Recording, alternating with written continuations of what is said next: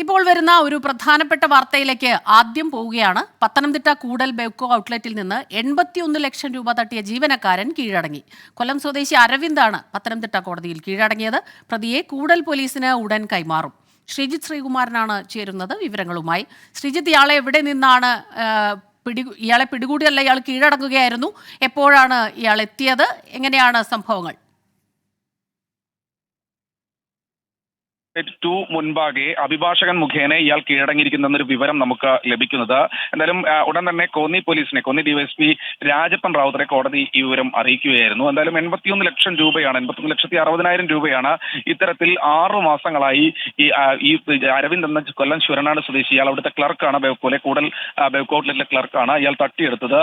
എന്തായാലും ഈ കേസിലെ പ്രതിക്കായുള്ള അന്വേഷണം പല മേഖലയിലൂടെ നടന്നുകൊണ്ടേയിരിക്കുകയായിരുന്നു. സ്വാഭാവികമായി ഇയാളുടെ ഫോണായിരുന്നു പ്രധാനമായും പോലീസ് ആദ്യം കേന്ദ്രീകരിച്ചൊരു അന്വേഷണം നടത്തിയത്. പക്ഷേ ഇയാളുടെ ഫോൺ ഓൺ ചെയ്ത് വെച്ച് ഇയാൾ മറ്റൊരു സ്ഥലത്തേക്ക് പോവുകയായിരുന്നു. അതായത് ഫോൺ ഓൺ ചെയ്ത് ഒരു സ്ഥലത്ത് വെച്ച് മറ്റൊരു സ്ഥലത്തേക്ക് പോവുകയായിരുന്നു. പോലീസിനെ ഏറെ വട്ടം കറക്കുകയായിരുന്നു.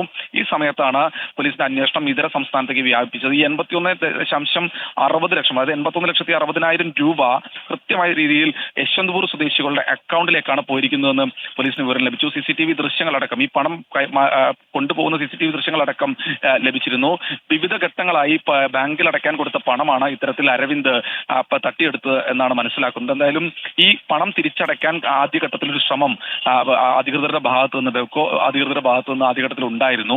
അരവിന്ദിനെ കൊണ്ട് തിരിച്ചടപ്പിക്കാൻ ഒരു ശ്രമം നടത്തിയിരുന്നു. പക്ഷേ അതിനുശേഷം ഇയാൾ മുങ്ങുകയായിരുന്നു എന്നാണ് വിവരം. ഏറ്റവും ഒടുവിലാണ് മാനേജർ ഈ ഒരു ഘട്ടത്തിൽ കോന്നി പോലീസിന് കൂടൽ പോലീസിന് പരാതി നൽകുന്നത്. രാജപ്പൻ റാവുത്തർ നേതൃത്വത്തിലുള്ള സംഘം പല മേഖലകളിൽ അന്വേഷണം നടത്തി. അതിനിടയിൽ വലിയ രീതിയിൽ ബെവ്കോയിലെ ജീവനക്കാരായ രണ്ടുപേരെയും മാനേജരെയും സസ്പെൻഡ് ചെയ്യുന്ന അടക്കമുള്ള നടപടിക്രമങ്ങളിലേക്കും ബെവ്കോ കടന്നു. പക്ഷേ ഇയാളെ പിടികൂടാൻ മാത്രം കഴിഞ്ഞിരുന്നില്ല. എന്തായാലും ഈ പണം മുഴുവൻ ചെലവിട്ടിരിക്കുന്നത് ഓൺലൈൻ റമ്മി കളിക്കാനാണ് എന്നൊരു നിർണായകമായ വിവരം പോലീസിന് ലഭിച്ചിട്ടുണ്ട്.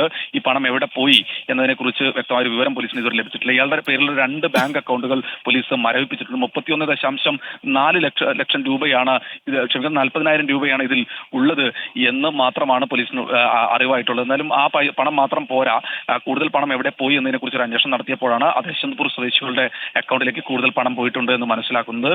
എന്തായാലും ഇയാളെ ഉടൻ തന്നെ കോന്നി പോലീസിന് കൈമാറും. അതിനുവേണ്ട നടപടിക്രമങ്ങൾ തുടങ്ങിക്കഴിഞ്ഞു. കോന്നി പോലീസ് അല്പസമയത്തിനകം തന്നെ Pathanamthitta judicial first class magistrate 2 മുൻപാകെ എത്തിച്ചേരും.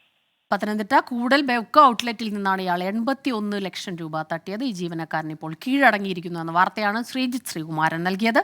കൊല്ലം സ്വദേശി അരവിന്ദാണ് പത്തനംതിട്ട കോടതിയിൽ കീഴടങ്ങിയത്.